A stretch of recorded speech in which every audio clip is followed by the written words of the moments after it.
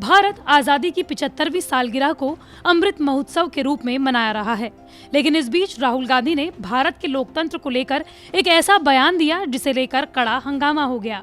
BJP और कांग्रेस फिर आमने सामने आ गई। दरअसल स्वीडन की मीडिया संस्थान की रिपोर्ट का हवाला देते हुए राहुल गांधी ने ट्वीट किया कि भारत अब लोकतांत्रिक देश नहीं रहा। राहुल गांधी ने भारत की डेमोक्रेसी यानी लोकतंत्र के बारे में ये बात स्वीडन की एक मीडिया संस्थान वीडेम की रिपोर्ट के आधार पर कही।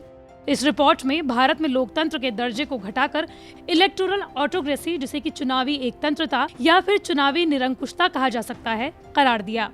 राहुल गांधी ने 11 मार्च को ट्वीट के साथ एक फोटो शेयर किया जिसमें लिखा हुआ है कि पाकिस्तान की तरह अब भारत भी निरंकुश देश है। स्वीडन की संस्था वीडेम ने अपनी रिपोर्ट में भारत में लोकतंत्र की स्थिति पाकिस्तान जैसी और बांग्लादेश से भी खराब करार दी, जिसमें कहा गया कि भारत विश्व के सबसे बड़े लोकतंत्र से चुनावी निरंकुशता पर पहुंच गया है। स्वीडन के मीडिया संस्थान वीडेम ये दावा करती है कि वो दुनिया के 202 देशों में लोकतंत्र के हाल को बताती है। इसमें 30 लाख से भी ज्यादा बड़ा डेटाबेस को शामिल किया गया है, जिसमें 1789 से लेकर सन 2000 तक 202 देशों में लोकतंत्र का क्या हाल रहा उस पर वार्षिक रिपोर्ट पेश करती है। वीडेम ने भारत समेत 202 देशों का हाल अपनी 2020 की वार्षिक रिपोर्ट में बताई है। ये 5वीं सालाना रिपोर्ट है।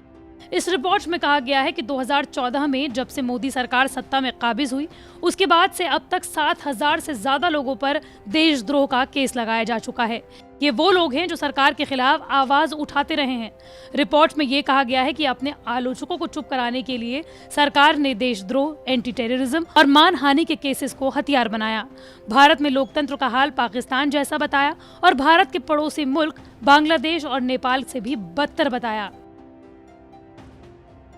लेकिन स्वीडन की संस्था वीडेम ही नहीं, इससे पहले भारत ने अमेरिकी वॉचडॉग फ्रीडम हाउस की रिपोर्ट पर भी तीखी प्रतिक्रिया व्यक्त की थी, जिसमें भारत के लोकतांत्रिक दर्जे को घटाया गया था। इस अमेरिकी संस्था ने भारत में लोकतंत्र और मुक्त समाज के दर्जे को घटाकर आंशिक रूप से मुक्त करार दे दिया था, जिस पर विदेश मंत्रालय के प्रवक्ता अनुराग श्रीवास्तव ने कड़ी प्रतिक्रिया देते हुए अमेरिकी संस्था का राजनीतिक फैसला अनुचित बताया था। उन्होंने कहा कि कोविड-19 महामारी का हवाला देते हुए भारत जिस ढंग से निपटा है उसकी हर तरफ तारीफ हो रही है। भारत की संक्रमण दर और मृत्यु दर बहुत कम है। फ्रीडम हाउस ने अपनी रिपोर्ट के कवर पेज पर भारत का गलत नक्शा भी प्रकाशित किया, जिसे लेकर उसकी खूब आलोचना हुई थी।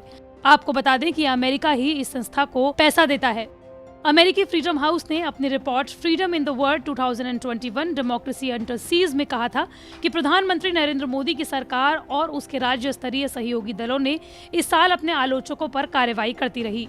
इस रिपोर्ट के मुताबिक 210 देशों के ग्लोबल फ्रीडम इंडेक्स में भारत 5 पायदान नीचे आया और रैंक 83 से 88 हो गई। भारत को राजनीतिक अधिकारों की स्वतंत्रता के लिए इस एनजीओ ने 40 में से 34 अंक दिए। नागरिकों के स्वतंत्र अधिकारों के मामले में 60 में से 33 अंक दिए।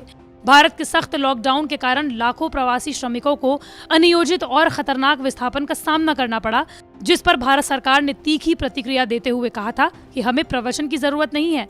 भारतीय विदेश मंत्रालय ने कहा था कि भारत एक सशक्त संस्थान है और यहाँ पर सुस्थापित लोकतांत्रिक प्रक्रियाएं हैं। हमें उन लोगों के प्रवचन की जरूरत नहीं है जिन्हें अपने मूलभूत अधिकार तक नहीं मिलते।